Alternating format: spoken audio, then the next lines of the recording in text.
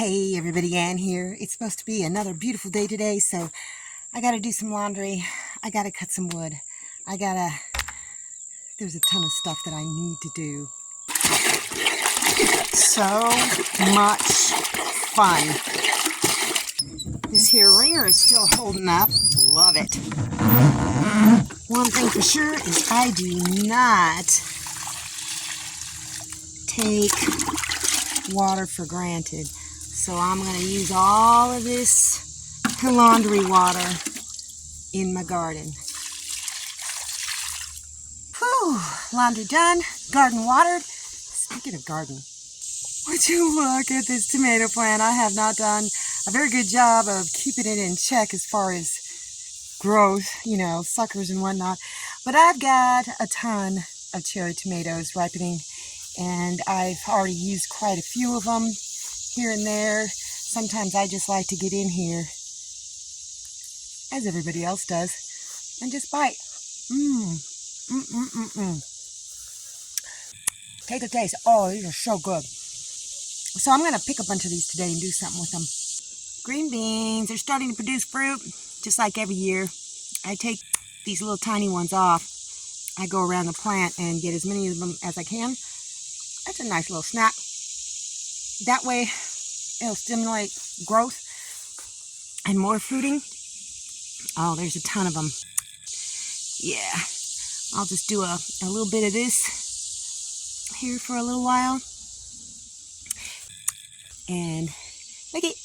It's going to be a yummy treat.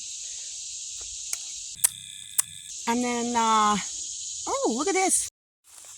Okay, these cucumbers, not doing good. These are doing pretty good. It's spreading all over the place. And I got cucumbers. There's cucumbers all over the place, around the back and whatnot. So that is cool. My tomatoes are doing terrible. I need to come and kind of string these up a little bit better. But something is eating them. I need to go check for those hornworms. And they've already got blight. I think they had blight when I got them. So, yeah, not looking too good. That's all right. Zucchini squash doing okay. The green peppers, green bell peppers, I mean, I've got a bell pepper there.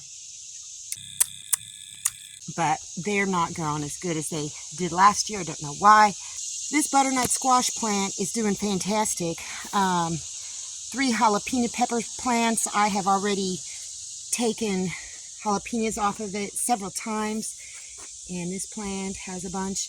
Tabasco plant, yep, still sprouting out pretty peppers. They're not ripe yet though.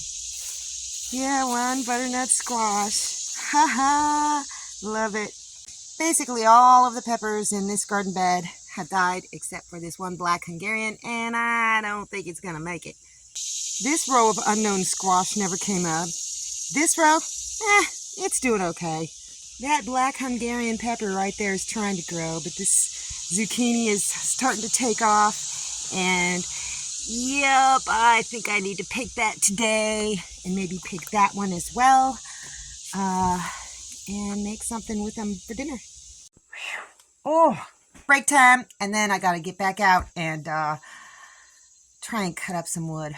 Oh my gosh, are my batteries charged? Nope. Well, this is my goal for today, to get sawed apart, chainsawed. This one is one of the big logs from down at the street. I could only put one of them in that because they're just so big. And I don't know, I may have to cut them up smaller down by the street because I about broke my back lifting that one.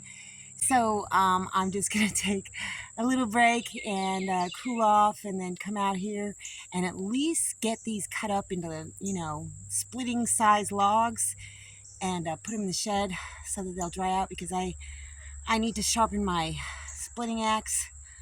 Phew, I'm tired.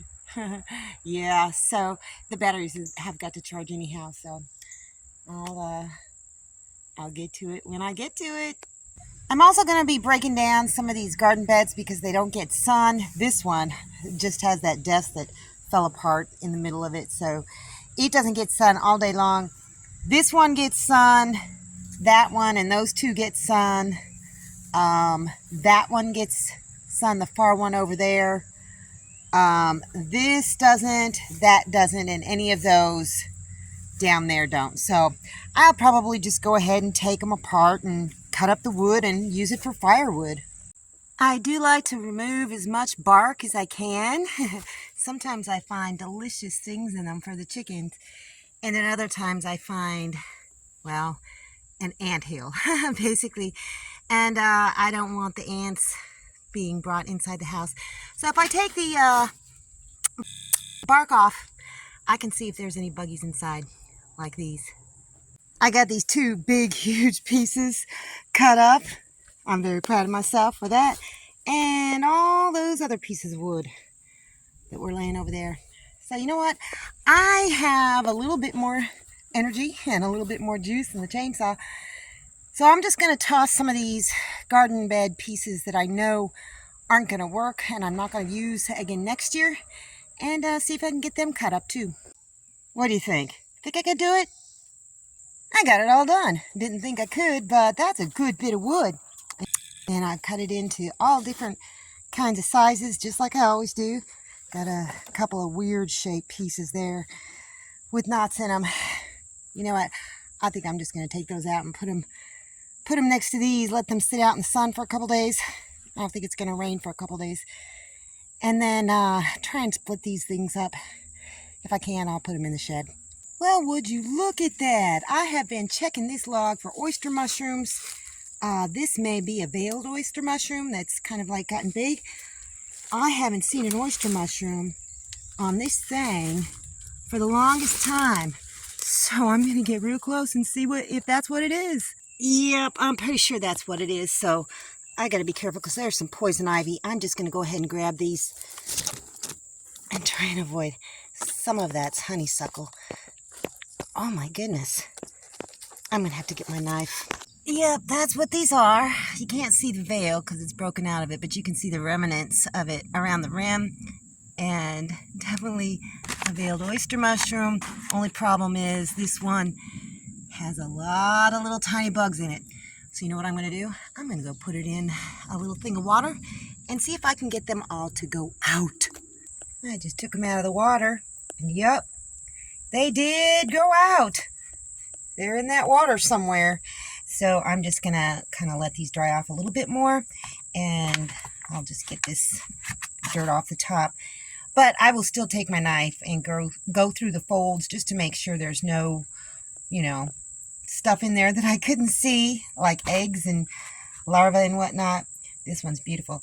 So I don't know. I haven't decided. I have not dehydrated a whole lot of oyster mushrooms. In fact, no oyster mushrooms this year. So I may go ahead and dehydrate these. Oh my gosh, look at me. I'm a mess. Anyhow, speaking of dehydrated mushrooms, last year I filled one jar like this. One jar, and it lasted me all winter long.